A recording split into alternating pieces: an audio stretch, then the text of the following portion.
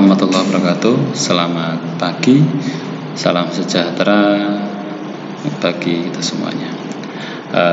Perkenankan kami untuk bisa menjelaskan untuk mata pelajaran PPKN bab yang pertama kelas 11 SMK ya, tentang harmonisasi hak dan kewajiban asasi manusia dalam perspektif Pancasila. Di sini diambil dari sub materi ya, nanti akan dijelaskan. Ini kompetensi dasarnya menganalisis 3.1, menganalisis pelanggaran hak asasi manusia dalam perspektif Pancasila dalam kehidupan berbangsa dan bernegara. Untuk kompetensi dasar pengetahuan atau kompetensi dasar keterampilannya menyaji hasil analisis pelanggaran hak asasi manusia dalam perspektif Pancasila dalam kehidupan berbangsa dan bernegara. Ini untuk kompetensi dasarnya.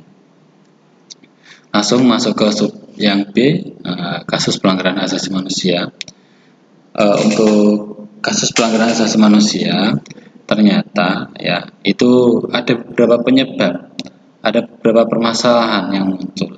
Nah, ini penyebab pelanggaran hak asasi manusia itu ada dua faktor ternyata, faktor internal dan faktor eksternal.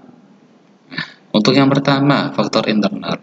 Faktor internal ini ternyata muncul dari sikap egois atau terlalu mementingkan diri sendiri dari setiap individu manusia. Nah, ini perlu kita ketahui mengapa demikian ya, karena kita sebagai warga negara ya memang sikap kepeduliannya harus tinggi. Terkadang kita terlalu mementingkan diri kita sendiri. Nah, ini kita contohkan, kita lihat ada sebuah gambar seorang laki-laki yang merokok di tempat umum, padahal ada sebuah perundang-undangan yang menyatakan sebuah merokok di tempat umum itu memang tidak diperbolehkan karena bisa mengganggu kenyamanan dari warga atau masyarakat atau orang yang ada di sekitar tersebut. Apalagi ada anak kecil, itu juga sangat berisiko dan sangat riskan sekali. Maka kita harus tahu terus bagaimana caranya tidak melanggar hak orang lain yang ada di sekitar kita. Terus kita lihat juga, kalau contoh lagi mungkin di bis, ketika ada orang tua yang berdiri atau ibu yang berdiri, ya kita persilakan duduklah. Agar apa? Ya kita tidak mementingkan diri kita sendiri. Ternyata itu juga secara halus juga itu melanggar hak orang lain juga. Nah, kita mementingkan untuk orang yang hamil terlebih dahulu tanpa mementingkan atau berpikir untuk diri kita sendiri. Nah, ini kita lihat itu ya. Nah, ini harus kita ketahui bahwa kita itu ya harus tahu bagaimana cara menerapkan ini untuk diri kita sendiri dan untuk orang lain. Nah, selanjutnya rendahnya kesadaran HAM. Nah, ini perlu kita ketahui ternyata. Kalau melihat rendahnya kesadaran HAM, berarti ya di setiap individu manusia itu ya terjadi sebuah permasalahan ya, yang mudah sekali dilanggar. Kita lihat contohnya di sekolah ini.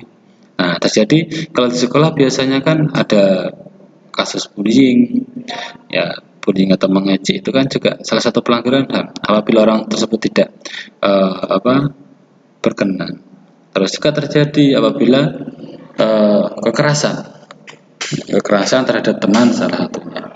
Ini juga salah satu permasalahan yang muncul. Kita harus juga berhati-hati, jangan sampai kita mudah merendahkan orang lain, mudah merendahkan teman kita. Nah, ini kan salah satu contoh kalau di sekolahan. Kalau untuk yang di rumah mungkin, nah ini kalau di rumah juga ketika kita diminta untuk disuruh orang tua ya kita harus langsung jalan, tidak boleh menolak seperti itu. Apabila menolak ya akan sangat berisiko sekali. Risikonya apa ya? Pastinya akan melanggar hak orang tua juga. Kita sebagai anak punya kewajiban untuk apa? Membantu orang tua. Nah, ini yang perlu kita ketahui. Di masyarakat, masyarakat juga sama banyak sekali. Mungkin kita menggunjing tetangga, mungkin kita secara tidak langsung di media sosial melakukan hinaan lewat sosmed mungkin. Ini juga sangat memprihatinkan sekali. Ya, ini harus kita ketahui ternyata. Pelanggaran HAM yang kedua ini yaitu rendahnya kesadaran dari hak asasi manusia itu sendiri. Ini harus kita ketahui. Ya, Terus untuk yang di negara atau bangsa, ya pastinya tidak bayar pajak, tidak mematuhi tata tertib yang berlaku seperti mungkin lalu lintas. Nah, ini juga salah satu pelanggaran HAM juga. Ya, oke. Yang ketiga, sikap tidak toleran. Kalau kita melihat sikap yang tidak toleran ini pasti sangat sering terjadi. Mungkin kalau di lingkungan masyarakat ya bisa jadi ada tawuran, ada perkelahian antar warga, dan juga apabila ada tetangga kita yang sakit kita tidak menengok atau mungkin malah kita mengganggunya dengan musik-musik yang sangat keras sekali. Ya, ini kan salah satu permasalahan yang muncul. Maka uh, kita sebagai warga negara ya harus tahu harus bagaimana caranya kita harus bisa mencoba ya terus meningkatkan kualitas toleransi kita. Apalagi mungkin ya kalau di lingkungan mungkin di sekolah ya kita memberikan penghormatan untuk saudara atau teman kita yang berbeda agama, berbeda suku, ras. Ini kan harus yang benar-benar kita harus meningkatkan kualitas toleransi kita. Mengapa demikian? Ya karena untuk meningkatkan atau menegakkan hak asasi manusia ini tadi. Nah, ini yang harus kita ketahui ternyata. Ya, ini harus benar-benar coba kita terapkan ya dalam kehidupan sehari-hari memang. Oke, ini 3. Ya. Kenapa ada 3? Ya karena yang muncul dari individu manusia itu sendiri ternyata. Ya, oke. Lanjut. Ini faktor eksternal, yaitu faktor-faktor di luar diri manusia yang mendorong seseorang atau sekelompok orang melakukan pelanggaran HAM di antara sebagai berikut. Ini penyalahgunaan kekuasaan. Coba kita lihat di gambar. Nah, itu ada diilustrasikan seorang pemimpin atau seorang penguasa yang baru makan. Ada tulisannya dana desa. Ini sama masyarakat bisa teganya lah. Ini kan salah satu juga pelanggaran HAM yang sangat ya tanpa mereka ketahui, berarti kan juga tidak ada kesadaran tentang hak asasi manusia. Nah, ini terjadi korupsi-korupsi yang terjadi saat ini itu juga karena mereka tidak sadar, mereka sangat minim sekali. Mungkin mereka tahu tapi itu karena disengaja. Pasti kalau yang namanya orang korupsi berarti akan tidak mungkin tidak disengaja, pasti disengaja. Melakukan penyalahgunaan kekuasaan. Ketika seorang kepala di bagian perusahaan atau sekolah ataupun yang lainnya, nah ini pun juga bisa terjadi penyalahgunaan kekuasaan, mungkin secara otoriter, cara pemimpinnya atau berkuasanya, terus menyuruh dengan bahasa mengumpat dengan kata yang kasar. Ini kan juga sering terjadi di masyarakat. Nah, ini harus kita ketahui ternyata. Jangan sampai kita sebagai warga negara itu ketika kita dipilih oleh rakyat, ya kita harus berpikir ke rakyat kembali. Kita berdayakan rakyat juga. Jangan sampai kita malah menyalahgunakan kekuasaan yang saat itu kita miliki. Rakyat itu ya yang harus dipikirkan, tidak untuk pribadinya. Nah, ini sekali lagi ke pribadi. Ya, oke, ini yang pertama. Yang kedua, ketidaktegasan aparat penegak hukum. Ini terjadi kalau kita melihat contoh-contoh yang terjadi di masyarakat, mungkin terjadi seorang yang mencuri uang negara sekian triliun, sekian miliar. Terus kita melihat contoh kasus juga yang mencuri ayam. Ini ternyata sangat berat, malah yang mencuri ayam. Terkadang terjadi seperti itu, kadang terjadi. Tapi tidak semuanya. Memang terkadang masyarakat juga kritisnya melihat yang sering terjadi di masyarakat waktu itu. Nah, ini yang perlu kita ketahui ternyata. Untuk aparat penegak hukum harus tegas dari yang mengusut, yang untuk disidangkan hingga yang memberikan dakwaan. Ini harus tegas. Kenapa? Ya agar terciptanya keadilan sosial bagi seluruh rakyat Indonesia. Ini yang perlu kita ketahui ternyata. Jangan sampai nanti kita sebagai warga negara malah menjadi korban ketidakadilan. Nah, karena kenapa ketidaktegasan dari aparat penegak hukumnya. Ini juga sangat memprihatinkan sekali kalau kita melihat atau terjadi di lingkungan masyarakat saat ini, ya. Karena memang benar-benar kita harus hati-hati ketika kita berbicara, ketika kita melakukan sesuatu agar tidak berkomunikasi atau bermasalah dengan hukum. Ini kita harus hati-hati, ya. Maka ini salah satu pengetahuan untuk diri kita agar kita pun terus menegakkan hak asasi manusia. Penyalahgunaan teknologi ya ini juga terjadi. Terjadi razia 7 remaja wanita bersama 3 pria. Nah, ini ada bisnis online, terus ada juga di sosial media yang memang melayani jasa-jasa untuk open BO seperti itu. Nah, ini kan sangat memprihatinkan sekali. Mengapa dikatakan sangat memprihatinkan? Ya karena kebutuhan masyarakat yang sangat urgent dan karena melihat hasilnya yang memang banyak, ya mereka melakukan seperti itu. Apa pemanfaatannya ya dari teknologi. Nah, kalau sudah dari teknologi sudah ada pemanfaatan, ya pastinya seperti ini terjadi. Ya, adanya prostitusi online, ya, ada mucikarinya, ini terjadi. Terus juga bisa jadi hacker atau yang suka mencuri ATM tapi melalui teknologi, melalui jaringan-jaringan yang memang sudah dibuat. Ini kan terjadi sekali di masyarakat.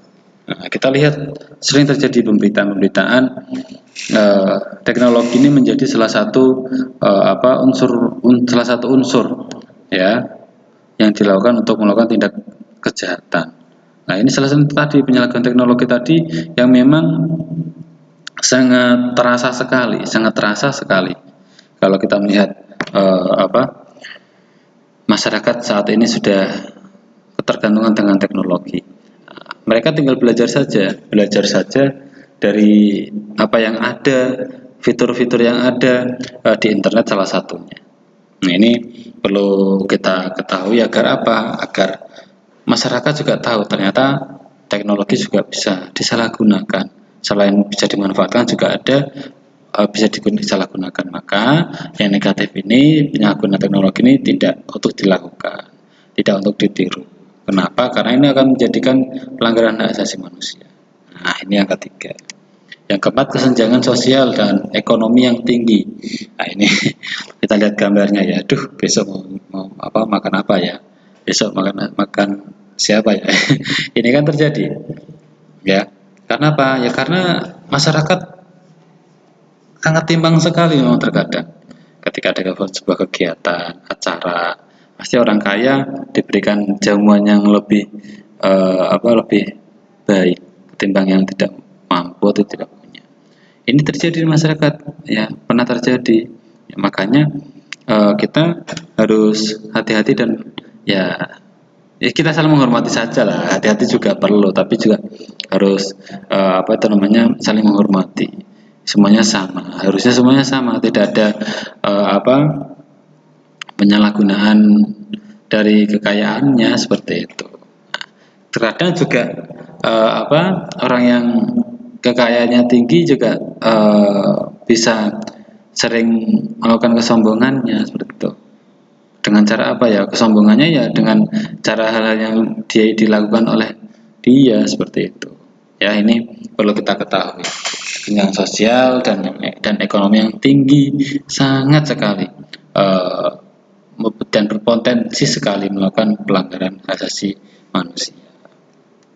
Nah, ini berikut ini beberapa contoh kasus pelanggaran HAM yang pernah terjadi di Indonesia.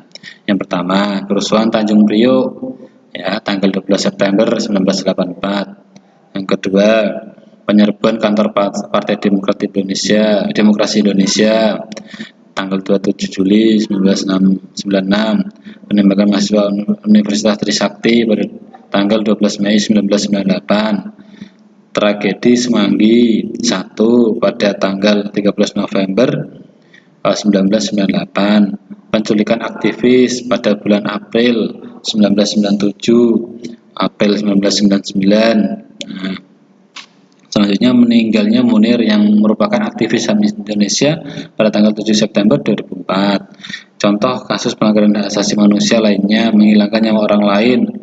Nah, ini kita lihat kalau di yang atas ini beberapa contoh yang pernah terjadi di Indonesia. Banyak sekali. Kalau kita melihat banyak sekali seperti kasusnya Marsina, ya, terus nenek yang mengambil kayu. Nah, ini juga dikasuskan dengan hukuman. Terus juga kita melihat dari pembunuhan, penculikan, penyiksaan, pemerkosaan, trafficking, perbudakan, kelalaian dalam memberikan pelayanan kesehatan, penyemaran lingkungan yang disengaja. Ini terjadi ternyata. Nah, apalagi yang juga pernah terjadi kelalaian dalam memberikan pelayanan kesehatan, ini namanya malpraktek. Kita harus ketahui namanya malpraktek. Nah, malpraktek ini terjadi karena apa? Ya karena itu tadi kelalaian, karena tidak profesionalan dari yang memberikan pelayanan kesehatan tersebut. Nah, terus lagi menghilangkan nyawa orang lain itu juga pelanggaran HAM berat, itu sudah masuk ke kriminal, juga penyalahgunaan dirinya yang memang seolah-olah dia seorang yang benar. Pasti kan ini kan salah satu hal yang memang memprihatinkan, ya, penculikan, penyiksaan, pemerkosaan. Nah, ini kan kalau sering terjadi di perempuan, ya, pemerkosaan atau mungkin penyiksaan ini atau trafficking, ini sangat memprihatinkan sekali ternyata. Itu perlu kita waspadai dan harus dihindari, ya, karena itu terjadi, ya, semua ini terjadi karena ya ada sebuah kesempatan, adanya sebuah keteledoran dari diri kita salah satunya. Mungkin kalau yang perempuan atau wanita ini harus hati-hati. Kenapa harus hati-hati? Cara berpakaian itu juga kadang mengakibatkan sebuah permasalahan, ya, yang akan terjadinya sebuah tindak kejahatan. Penyemaran lingkungan, coba kita lihat. Ini terkadang dilakukan oleh perusahaan-perusahaan yang membuang limbah ke sungai, membuang limbah ke aliran-aliran air yang ada di sekitar perusahaan tanpa melihat masyarakat yang ada di sekitar perusahaan tersebut. Ini kan sangat juga memprihatinkan sekali. Padahal limbah-limbah perusahaan itu kan juga bisa didaur ulang, ya, bisa diantisipasi lah dari perusahaan tersebut agar apa? Ya tadi tidak terjadi sebuah permasalahan yang muncul di masyarakat. Masyarakat inilah yang sering terjadi yang mendapatkan dampak negatifnya, dampak sakitnya. Ini terjadi di masyarakat. Maka ya jangan sampailah ini terjadi. Ya kita sebagai warga negara ya harus tahu bagaimana caranya, ya harus kita antisipasi. Jangan sampai terjadi sebuah permasalahan setelah itu. Ya, ini yang harus benar-benar kita ketahui bahwa contoh kasus pelanggaran HAM ini banyak sekali ternyata. Ya, bisa dilakukan dengan secara pribadi, juga bisa dilakukan dengan secara berkelompok. Nah, maka dari itu kita sebagai warga negara ya harus tahu bagaimana caranya. Kita harus selalu meninggikan atau menindaklanjuti atau juga selalu menghormati, saling menghargai satu sama lain. Agar apa? Kita sebagai warga negara selalu meningkatkan kewaspadaan, ya, akan terjadinya pelanggaran HAM yang berat ataupun ringan. Nah, kita lihat ini upaya penegakan hak asasi manusia. Upaya pemerintah dalam menegakkan hak asasi manusia. Yang pertama, pembentukan Komisi Nasional Hak Asasi Manusia. Waktu itu sudah terjadi sebuah permasalahan yang sangat banyak sekali, sehingga pemerintah membuat yang namanya Komnas HAM atau Komisi Nasional Hak Asasi Manusia. Apabila untuk yang gender perempuan ya juga ada namanya Komisi Gender Kaji HAM, yang di sana bertanggung jawab untuk yang perempuan. Ada lagi yang anak, salah satu juga KPAI, Komisi Perlindungan Anak Indonesia. Di sana sudah diatur salah satunya yang lebih ini pembentukan instrumen HAM undang-undang yang berhubungan dengan kasus-kasus pelanggaran HAM. Maka dari itu, yang pertama dan yang kedua ini perlu sekali ya kita bersinergi agar apa? Agar tidak terjadi pelanggaran HAM. Nah, sampai yang ketiga pembentukan pengadilan HAM. Nah, ini juga berhubungan juga dengan kasus-kasus hukum atau kriminal. Maka ya sebagai warga negara kita harus ketahui ternyata di negara kita punya 3 komponen. Pemerintah membentuk 3 komponen ya, dan pemerintah harus mengkonsistenkan apabila terjadi permasalahan di masyarakat, maka ya ketika itu memang pelanggaran HAM ya harus selalu ditegakkan, harus segera ditindak. Agar apa? Ya agar ini tidak terjadi ketimpangan, kesenjangan. Ya, kita selalu berharap kepada pemerintah bagaimana caranya pemerintah ini menjadi salah satu motor utama dalam peningkatan kualitas penegakan HAM di Indonesia. Ya, itu untuk yang upaya penegakan hak asasi manusia yang di mana pemerintah berupaya untuk menegakkan hak asasi manusia. Oke, terima kasih untuk tetap semangat belajar. Karena memang di sini kita sebagai warga negara Indonesia harus menjunjung tinggi menegakkan hak asasi manusia dan kewajiban asasi manusia. Mengapa? Karena kita sebagai warga negara harus selalu patuh dan taat ya, dan taat terhadap upaya pemerintah dan taat kepada pemimpin yang menjabat. Taat dengan peraturan-peraturan yang ada. Nah, maka dari itu ya sekali lagi ya kita sebagai warga negara harus selalu produktif, selalu baik dalam menjalankan kewajiban sebagai warga negara. Itu saja dari kami ya. Silakan nanti bisa ditunggu untuk pembelajaran selanjutnya ya. Tetap semangat belajar. Salam Pemuda Indonesia, salam cerdas dan salam sehat, selalu jaga kesehatan. Terima kasih. Assalamualaikum warahmatullahi wabarakatuh.